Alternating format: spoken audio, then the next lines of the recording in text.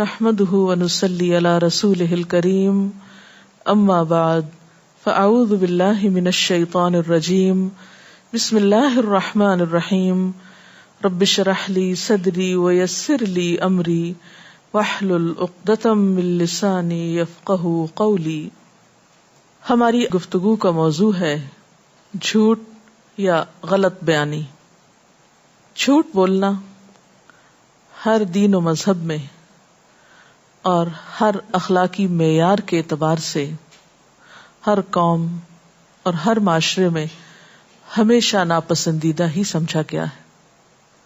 دین اسلام میں جھوٹ کو کبیرہ گناہوں میں شمار کیا گیا ہے، بلکہ یہاں تک کہا جاتا ہے کہ جھوٹ تمام خرابیوں کی جڑ ہے، تمام برائیوں کی بنیاد ہے۔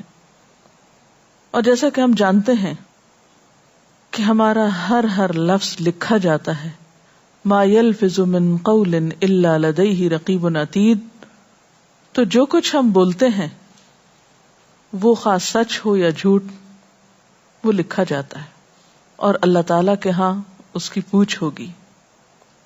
اس کے علاوہ قرآن پاک میں ایک آیت میں ہمیں یہ تلقین بھی کی گئی ہے کہ ہم اپنی ان صلاحیتوں کو جو اللہ کی نعمتیں بھی ہیں غلط کاموں میں استعمال نہ کریں، ایسی چیزوں کے پیچھے نہ پڑیں جن کے بارے میں ہمیں علم نہیں، جن کو ہم جانتے نہیں، جس چیز کی حقیقت کا ہمیں ادراک نہیں، پھر اس میں پڑھ کر غلط بیانی سے ہم کام نہ لیں۔ وَلَا تَقْفُ مَا لَيْسَ لَكَ بِهِ عِلْمٌ إِنَّ السَّمْعَ وَالْبَصَرَ وَالْفُؤَادَ كُلُّ أُولَئِكَ كَانَ عَنْهُ مَسْئُولًا، اور نہ تم پیچھے پڑو اس چیز کے بارے میں جس کا تمہیں علم نہیں، کیونکہ کان، آنکھ اور دل ان سب کا سوال ہونے والا ہے، ان سب کا حساب ہونے والا ہے، ان سب سے پوچھا جانے والا ہے کہ ان چیزوں کو کس راستے میں استعمال کیا۔ نبی صلی اللہ علیہ وسلم نے فرمایا، ان الصدق یہدی الی البر وان البر یہدی الی الجنہ وان الرجل لیصدق حتی یکتب عند اللہ صدیقا وان الکذب یہدی الی الفجور وان الفجور یہدی الی النار وان الرجل لیکذب حتی یکتب عند اللہ کذابا۔ ترجمہ اس حدیث کا یہ ہے کہ سچائی نیکی کا راہ دکھاتی ہے یا نیکی کا راستہ دکھاتی ہے، اور نیکی جنت کا راستہ دکھاتی ہے، اور آدمی برابر سچ بولتا رہتا ہے یہاں تک کہ اللہ کے ہاں صدیق لکھا جاتا ہے، یعنی بہت سچا انسان۔ اور اسی طرح جھوٹ انسان کو برائی کا راستہ دکھاتا ہے، اور برائی دوزخ کا راستہ دکھاتی۔ یعنی یہ نہیں ہو سکتا کہ آپ گناہ کریں اور جنت میں پہنچ جائیں، الا یہ کہ معافی مانگ لیں۔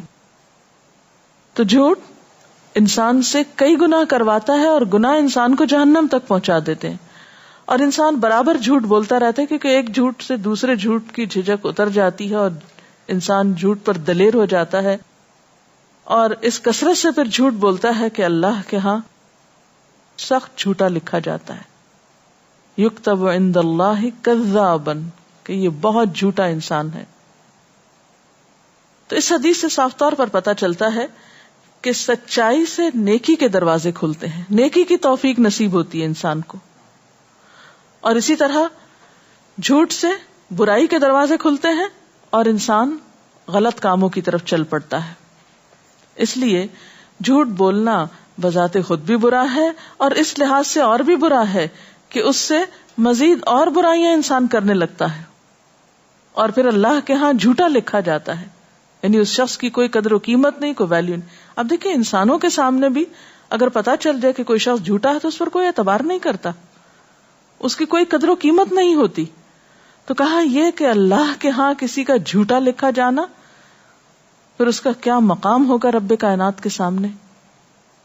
اور بعض اوقات انسان صرف عادتاً اور لاپرواہی میں معمولی باتوں پر جھوٹ بولتا رہتا ہے، جو کہ اس کے حق میں سخت نقصان دہ ہو سکتا ہے۔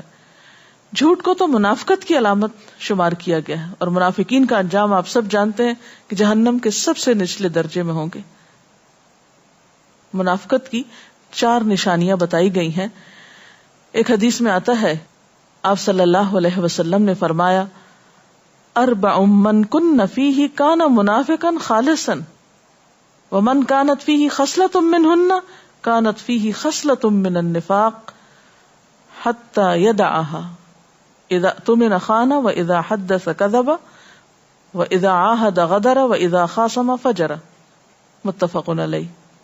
آپ صلی اللہ علیہ وسلم نے فرمایا جس شخص میں 4 خصلتیں ہوں وہ تو پکا منافق ہے، اور جس میں ان میں سے ایک خصلت موجود ہو اس میں نفاق کی ایک خصلت ہے، یہاں تک کہ اس کو چھوڑ دے. یعنی جب تک ان صفات کو کوئی شخص اپنے اندر سے نکال نہیں دیتا اس وقت تک وہ منافقت سے پاک نہیں ہو سکتا. یعنی انسان سچا مومن بن نہیں سکتا جب تک کہ ان باتوں کو چھوڑ نہ دے. اور منافقت کی علامتیں کیا ہیں؟ نمبر 1، جب اس کے پاس امانت رکھی جائے تو وہ اس میں خیانت کرے، اور دیکھا جائے تو اس کے پاس پردہ بھی جھوٹ ہے. اگر وہ بات کرے تو جھوٹ بولے، اور جب وعدہ کرے تو عہد شکنی کرے، وعدہ پورا نہ کرے، اور وعدہ توڑنے میں بھی جھوٹ کار فرما ہوتا ہے. اور جب جھگڑا کرے تو گالی گلوچ کرے، اور گالی گلوچ کیا ہوتا ہے؟ دوسرے کو ایسے ناموں سے پکارنا جس کا وہ اہل نہیں، مستحق نہیں. تو بات یہ ہے کہ آج جب ہم اپنے معاشرے کی طرف نظر دوڑاتے ہیں تو بہت سے لوگ ان برائیوں کو، ان خامیوں کو، ان عیبوں کو، ان غلطیوں کو غلطی بھی نہیں سمجھتے. بعض اوقات مذاق میں، بعض اوقات ضرورتاً، بعض اوقات عادتاً ان برائیوں کا ارتکاب کرتے رہتے ہیں، اور اس طرح وہ اللہ کی نظر میں اور بندوں کی نظر میں ذلیل ترین شمار ہوتے ہیں. عام زندگی میں جھوٹ بولنا تو بڑی برائی ہے ہی، جھوٹا خواب بیان کرنا بھی بہت بڑی برائی ہے. یعنی عام زندگی کے حالات اگر انسان ان میں غلط بیانی کرتا ہے، حقائق سے منہ موڑتا ہے، تو یہ بھی ایک برائی ہے. یا حقائق کو بدلتا ہے تو یہ بھی ایک عیب ہے. روزمرہ کی زندگی میں جھوٹ بولنا تو برائی ہے ہی، اور اس کے برائی ہونے میں کوئی شک نہیں. لیکن جھوٹ کی برائی کا آپ اس سے بھی اندازہ لگا سکتے ہیں کہ اگر کوئی شخص جھوٹا خواب بیان کرتا ہے تو اسے بھی برائی شمار کیا گیا ہے.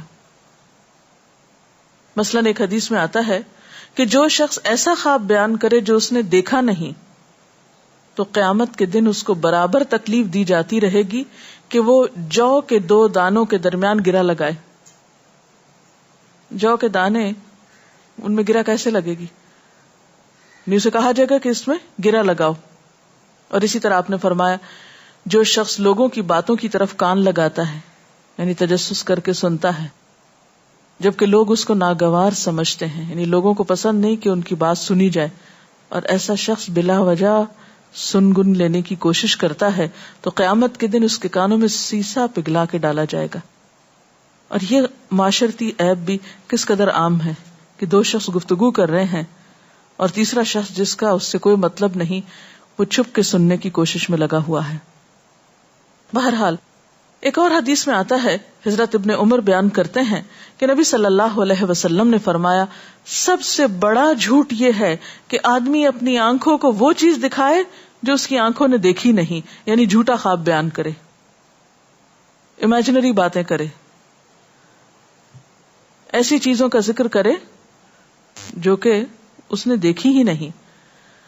اس لیے جھوٹ کے معاملے میں ہمیشہ محتاط رہنے کی ضرورت ہے، حتیٰ کہ بچوں کے ساتھ جھوٹ بولنے کی بھی ممانعت ہے. ایک صحابی بیان کرتے ہیں کہ میں نبی صلی اللہ علیہ وسلم کے پاس تھا کہ میری والدہ نے مجھے بلایا کہ ادھر آؤ میں تمہیں کوئی چیز دیتی ہوں. آپ صلی اللہ علیہ وسلم نے ان کی والدہ سے پوچھا کہ کیا تم واقعی کچھ دینے کا ارادہ رکھتی ہو؟ کیونکہ اگر تم اس کو چیز کا کہہ کے بچے کو بلا رہی ہو اور پھر وہ چیز نہیں ہے تمہارے پاس، یا ایک جھوٹی بات کر رہی ہو، تو یہ بھی تمہارے حق میں جھوٹ لکھا جائے گا. یہ نہیں کہ کسی بڑے انسان کے ساتھ یا کسی سمجھدار انسان کے ساتھ غلط بیانی کرنا برا ہے. دین اسلام میں تو بچوں کے ساتھ غلط بیانی کرنا بھی جھوٹ شمار ہوتا ہے. عموماً ماں کو دیکھا گیا ہے بچوں کو ڈرانے کے لیے وہ چیل آ گئی، وہ کوا آ گئی، وہ بلی آ گئی، وہ جن آ گیا، اس قسم کی باتیں کرتی ہیں تاکہ ان سے معمولی کام نکلوائے جا سکیں یا ان کو ڈرا دھمکا کر ان سے کوئی کام کرایا جا سکے. چھوٹے ہوتے ہیں بچے، معصوم ہوتے ہیں، ان کو بعض اوقات سمجھ نہیں ہوتی، اس وقت وہ وقتی طور پہ مان جاتے ہیں، لیکن ہمیشہ کے لیے ماں کا اعتماد کھو دیتے ہیں جب بڑے ہو کر ان کو سمجھ آ جاتی ہے کہ ان سے غلط بیانی کی گئی. تو جن بچوں کی تربیت میں جھوٹ کا عنصر ہو ان کا اخلاق پھر صحیح طور پر سنور سکتا ہی نہیں. اس لیے والدین کی اہم ترین ذمہ داری ہے کہ وہ بچوں کے سامنے غلط بیانی کا مظاہرہ نہ کریں تاکہ ان کے اخلاق اور کردار کی بنیادیں سچائی پر قائم ہوں. پھر اسی طرح جھوٹ کی ایک قسم یہ بھی ہے کہ انسان جو بات سنے آگے بیان کر دے بغیر تحقیق کے، سنی سنائی کو سنانا شروع کر دے. آپ صلی اللہ علیہ وسلم نے فرمایا کفا بالمرء کذبا ان یحدث بکل ما سمع، کسی انسان کے جھوٹا ہونے کے لیے اتنا ہی کافی ہے کہ ہر سنی سنائی بات آگے کر دے، بغیر سوچے سمجھے اس کو یقین کر کے دوسروں تک پہنچانا شروع کر دے. اسی طرح جھوٹ کی ایک قسم نبی صلی اللہ علیہ وسلم پر جھوٹ باندھنا ہے، اور وہ کیسے کہ بات کسی کی ہو اور اسے آپ صلی اللہ علیہ وسلم سے منسوب کر دے کہ ایک حدیث میں یوں آتا ہے. بعض لوگ نادانستگی میں، ناسمجھی میں کچھ اقوال یا حکمت کی باتیں حدیث کہہ کے لوگوں سے بیان کرتے ہیں. تو خواہ کوئی معلم ہو، مدرس ہو، مربی ہو، کوئی بھی، اس کو یہ حق ہرگز نہیں ہے کہ جس بات کے بارے میں اس کو یقین نہیں کہ وہ حدیث ہے اسے حدیث کہہ کے لوگوں کو سنائے، کیونکہ آپ صلی اللہ علیہ وسلم نے اس پر شدید وعید بیان فرمائی ہے. آپ نے فرمایا من کذب علی متعمدا فلیتبوأ مقعدہ فی النار، جو شخص مجھ پہ جان بوجھ کے جھوٹ بولے، اس کو پتا ہے کہ یہ بات میں نے نہیں کی، مجھ سے منسوب کرے، تو اسے چاہیے کہ اپنا ٹھکانہ جہنم میں بنا لے. یعنی انتہائی ناپسندیدہ باتوں میں سے ہے یہ بات، اللہ کے ہاں بہت غضب دلانے والی، کہ کسی بھی عام انسان کی بات کو نبی صلی اللہ علیہ وسلم کی بات بنا دیا جائے اور غلط باتیں آپ کی طرف منسوب کی جائیں اور ان کو دین کا حصہ بنا ڈالا جائے. یہ بہت بڑا جرم ہے اور اس کا انجام آگ ہے. اسی طرح بعض لوگ بغیر سوچے سمجھے کچھ باتوں کو کہتے ہیں قرآن پاک میں یہ لکھا، حالانکہ وہ نہیں لکھا ہوتا. تو جب تک آپ کو یقین نہ ہو کہ کوئی بات قرآن پاک میں لکھی ہے تو ہرگز نہ کہیے کہ یہ قرآن پاک میں لکھا ہوا ہے، وہ اللہ پر جھوٹ باندھنا ہو جائے گا. اسی طرح بسا اوقات تکلف میں جھوٹ بولا جاتا ہے. آپ شدید ترین بھوکے ہیں، کوئی آپ کو کھانا پیش کرتا ہے تو آپ کہتے ہیں نہیں مجھے بھوک نہیں ہے. آپ صلی اللہ علیہ وسلم کے سامنے بھی کسی نے اسی تکلف کا مظاہرہ کیا تھا تو آپ نے فرمایا بھوک اور جھوٹ کو جمع نہ کرو. یعنی ہمارے دین میں جھوٹے تکلف کی کوئی گنجائش نہیں ہے.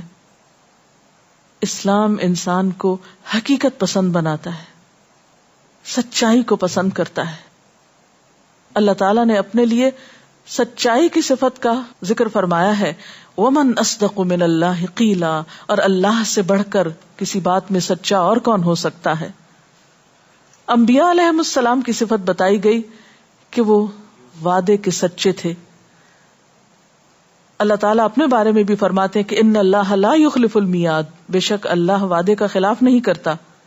ومن اوفا بعہدہ من اللہ، کون ہے جو اللہ سے بڑھ کر اپنے وعدوں کو پورا کرے. پھر اسی طرح حضرت ابراہیم علیہ السلام کی صفت قرآن پاک میں بتائی گئی، وَاذْكُرْ فِي الْكِتَابِ ابراہیم انہ کان صدیقا نبیا، اس کتاب میں ابراہیم علیہ السلام کا ذکر کیجئے، وہ بہت سچے نبی تھے، صدیق تھے. اسی طرح حضرت اسماعیل علیہ السلام کی یہی صفت بیان کی گئی کہ انہ کان صادق الوعد، کہ وہ وعدے کے سچے تھے. وکان رسول النبی، اور رسول نبی تھے. پیغمبروں کے بارے میں عام طور پر یہ گواہی دی گئی کہ وجعلنا لہم لسان صدق علیہ، کہ ہم نے ان کو سچی زبان عطا کی تھی. اسی طرح صحابہ کرام کی صفت قرآن پاک میں بیان ہوئی ہے کہ انہوں نے جو کہا وہ سچ کر دکھایا. اور سچائی کو ہمارے دین میں اطمینان کا سبب بتایا گیا. یعنی جھوٹ جو ہے وہ انسان کے دل میں بے چینی پیدا کرتا ہے، شک پیدا کرتا ہے. انسان کو پریشان کرتا ہے، انسان کو مجرم بناتا ہے. اور اس کے برعکس سچائی وقتی طور پر اگر تلخ بھی ہو، کڑوی بھی ہو، ناگوار بھی ہو، مشکل بھی ہو، لیکن انسان کے دل میں الٹیمیٹلی اطمینان پیدا کرتی ہے.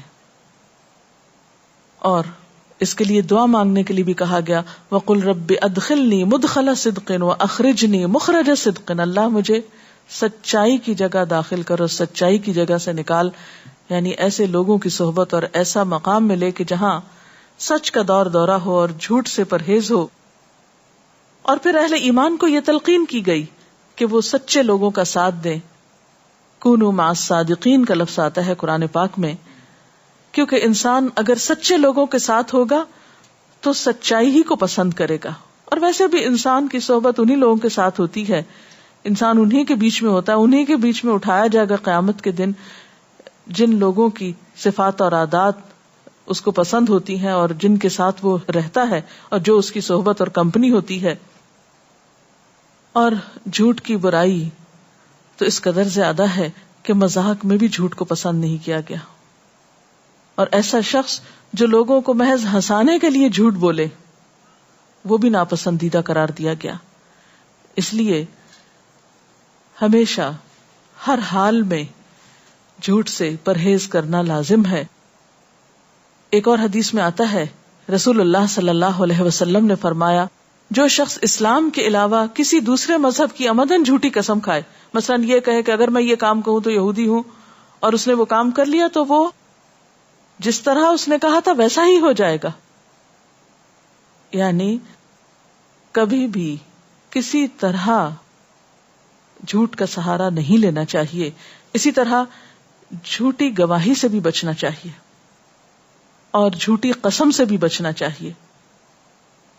جھوٹی گواہی کا مطلب کیا ہے کہ انسان کسی کی مدد کرنے کے لیے، کسی کا ساتھ دینے کے لیے اس کی طرفداری کرتے ہوئے غلط بیانی کرے. ایک حدیث میں آتا ہے نبی صلی اللہ علیہ وسلم نے فرمایا میں تمہیں بہت بڑے کبیرہ گناہ کے بارے میں خبر نہ دوں؟ ہم نے عرض کیا ضرور یا رسول اللہ صلی اللہ علیہ وسلم. فرمایا اللہ کے ساتھ شرک کرنا اور والدین کی نافرمانی کرنا. آپ ٹیک لگائے ہوئے تھے، یعنی جب یہ بات فرما رہے تھے تو آپ سیدھے ہو کر بیٹھ گئے اور آپ نے فرمایا خبردار جھوٹی بات، یعنی کبیرہ گناہوں میں سے کیا ہے؟ جھوٹی بات. اور آپ نے پھر فرمایا خبردار جھوٹی بات، اور آپ اس جملے کو بار بار دہرا رہے تھے یہاں تک کہ ہم نے کہا کہ کاش آپ خاموش ہو جائیں. یعنی اتنا زیادہ تکرار کے ساتھ بار بار آپ نے یہ بات فرمائی کہ جھوٹی بات جو ہے وہ اللہ کی ناپسندیدہ باتوں میں سے ہے یا کبیرہ گناہوں میں سے ہے. تو بات یہ ہے کہ قرآن پاک میں اہل ایمان کی صفت یہ بتائی گئی کہ والذین لا یشہدون الزور. کامیاب ہونے والے مومن کون ہیں؟ وہ جو جھوٹ کے گواہ نہیں بنتے، غلط بیانی نہیں کرتے، خواہ ان کے قریبی رشتہ دار ہی کیوں نہ ہو، خواہ ان کے پسندیدہ افراد ہی کیوں نہ ہو، لیکن جھوٹی گواہی نہیں دیتے، بات سچی ہی کرتے ہیں. اور اسی طرح جھوٹی قسم کھانا انسان کے ایمان کے لیے سخت نقصان دہ ہے. تو اللہ تعالیٰ سے دعا ہے کہ اللہ تعالیٰ ہمیں سچی زبان عطا فرمائے اور جھوٹ سے بچنے کی توفیق عطا فرمائے، کیونکہ جھوٹ ہلاکت خیز ہے. کوئی سوال ہو تو آپ کر سکتے ہیں. جیسے کہ ابھی آپ نے حدیث کے حوالے سے بات کی کہ اگر کسی شخص نے یہ قسم کھائی کہ میں اس مذہب کا یا کسی اور مذہب کا ہو جاؤں اور پھر وہ مستقبل میں اسی طرح ہو جاتا ہے، حدیث سے یہ بات ثابت ہوتی ہے. یعنی اگر اس نے جھوٹ بولا تو اور اگر ان کیس ایسا ہو چکا ہو پہلے ماضی میں اور بعد میں اس شخص کو اس بات کا احساس ہو تو اب کیا کرے؟ توبہ کرے، سچی توبہ، اور آئندہ ایسی بات زبان سے نہ نکالے. اگر بچوں کو جھوٹ بولنے کی عادت ہو تو کس طرح اصلاح کی جائے؟ اس کے لیے سب سے پہلے تو عملی نمونہ پیش کرنے کی ضرورت ہے. اگر آپ خود سچائی پر قائم ہیں تو بچے بھی جھوٹ چھوڑ دیں گے. مشکل یہ ہے کہ ہم بچوں کو خود ہی جھوٹ سکھاتے ہیں. مثلا آپ گھر پر ہیں، بیٹھے ہوئے ہیں، کسی کا فون آیا، آپ کا جی نہیں چاہ رہا کہ اٹینڈ کریں، آپ بچوں کو کہتے ہیں جاؤ کہہ دو میں گھر پہ نہیں ہوں. کوئی دروازے پہ آیا ہے، آپ بچوں سے جھوٹ بلواتے ہیں. تو جب آپ ان کو خود ہی تربیت دے رہے ہیں تو وہ کیسے بچیں گی؟ تو اس لیے سب سے پہلے خود اپنے عمل سے ثابت کیجئے کہ جھوٹ غلط ہے، اور پھر جھوٹ کی قباحت ان کو بتائیے، تو انشاءاللہ تعالی آہستہ آہستہ اس کو چھوڑ دیں گے. جھوٹ کے اسباب کیا کیا ہو سکتے ہیں کہ ان سے بچا جا سکے؟ جی ہاں، عموماً ایسا ہے کہ ہم چھوٹی چھوٹی باتوں میں بلا وجہ بھی غلط بیانی سے کام لیتے رہتے ہیں، میں سستی کی بنا پر. مثلاً پڑھنے کا موڈ نہیں ہے، اسکول میں اپلیکیشن بھیج رہے ہیں، آج طبیعت خراب ہے، حالانکہ طبیعت خراب نہیں ہے. کسی کی فوتگی کا بہانہ کبھی کر دیتے ہیں کہ نانی فوت ہو گئی، حالانکہ وہ معلوم نہیں کئی سال ہو چکے ان کو فوت ہوئے. پھر اسی طرح بعضوں کے جھوٹے میڈیکل سرٹیفکیٹ پیش کرتے ہیں. تو یہ مختلف مواقع پر بغیر ضرورت کے بھی، خیر ضرورت ہو بھی تو نہیں اجازت، لیکن بسا اوقات ہم ایسے ہی عادتاً اور اس کو معمولی چیز سمجھ کر بغیر سوچے سمجھے جھوٹ بولتے چلے جاتے ہیں. بعضوں کو جعلی دستاویزات بنائی جاتی ہیں، جعلی لائسنس بنوائے جاتے ہیں، یہ بھی جھوٹی کی قسم ہے. جعلی دستخط کروائے جاتے ہیں یا کر دیے جاتے ہیں، جیسے بعض بچے والدین کی جگہ خود ہی سائن کر لیتے ہیں. اسی طرح جاب حاصل کرنے کے لیے جھوٹی ڈگریاں بنوا لی جاتی ہیں. پھر اسی طرح والدین کو بعض اوقات دھوکہ دیا جاتا ہے، مثلا کسی دوست کے ہاں جانا ہے تو کچھ اور کام بتا کے گھر سے نکل جاتے ہیں بچے. پھر اسی طرح بعض اوقات اپنے حسب نسب کے بارے میں جھوٹ بولے جاتے ہیں، ذات کچھ ہے کچھ اور بتائی جا رہی، اسٹیٹس کچھ ہے والدین کا، بڑھا چڑھا کے بیان کیا جا رہا ہے کہ ہمارے والدین تو بہت امیر تھے یا ایسے ایسے جائیداد تھی ان کے پاس، حالانکہ کچھ بھی نہیں ہوتا، محض اپنی تعریف چاہنے کے لیے یا اپنی بڑائی بیان کرنے کے لیے. اسی طرح بعض اوقات کچھ لوگ جیسے جعلی ڈاکٹرز ہوتے ہیں، مثلا نرسنگ کا کورس کیا ہوا ہے اور ڈاکٹر کی بورڈ لگا دیا، حالانکہ ڈاکٹر ہوتے نہیں ہیں. اسی طرح عدالتوں میں غلط قسم کی گواہی، جھوٹی گواہی، یہ بھی بہت عام ہے ہمارے معاشرے میں. حالانکہ جھوٹی گواہی کے بارے میں آپ صلی اللہ علیہ وسلم نے اتنی شدت سے منع کیا کہ آپ ٹیک لگائے ہوئے تھے اور اٹھ کر بیٹھ گئے. تو بات یہ ہے کہ پھر اسی حدیث کی طرف لے جاؤں گی کہ جھوٹ برائی کی طرف لے جاتا ہے اور برائی جہنم کی طرف لے جاتی ہے، اور انسان برابر جھوٹ بولتا رہتا ہے یہاں تک کہ اللہ کے ہاں جھوٹا لکھ لیا جاتا ہے. اور جھوٹ منافقت کی علامت ہے.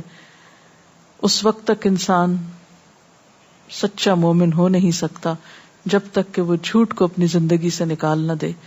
تو اللہ تعالیٰ سے دعا ہے کہ وہ ہمیں اس شر سے نجات دے اور ہمارے معاشرے کو جھوٹ سے پاک کر دے، اور ہمارے اندر وہی صفت پیدا کرے جس کا صحابہ کرام ذکر کیا کرتے تھے کہ ہم نہیں جانتے کہ جھوٹ کیا ہوتا ہے. سچے اہل ایمان کی صفت بھی یہی ہے کہ وہ نہیں جانتے کہ جھوٹ کیا ہوتا ہے، یہ فریب کاری اور دھوکہ دہی کیا ہوتی ہے.